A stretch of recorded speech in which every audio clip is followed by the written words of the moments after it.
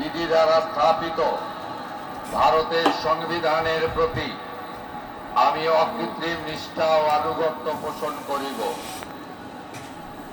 আমি ভারতের সার্বভৌমত্ব ও অখণ্ডতা রক্ষা করিব।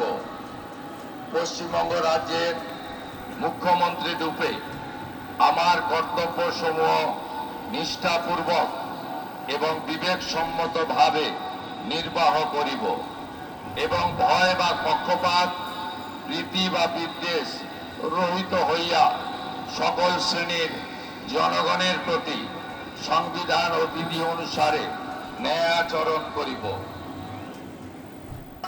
তিনি প্রথমে মুখ্যমন্ত্রী হিসেবে শপথ নিয়েছেন, তারপর দিলীপ ঘোষ, অগ্নিমিত্রা পাল, আসানসোল দক্ষিণ থেকে এবার বিজয়ী হয়েছেন অগ্নিমিত্রা পাল। তিনি শপথ নিয়েছেন, শপথ নিলেন অশোক কীর্তনিয়া। বনগা উত্তরে এবার জয়ী বিজেপির প্রার্থী তিনি শপথ নিয়েছেন। ক্ষুদিরাম টুডু বাঁকুড়ার রানীবাঁধ বিধানসভা কেন্দ্র থেকে তিনি জয়ী হয়েছেন।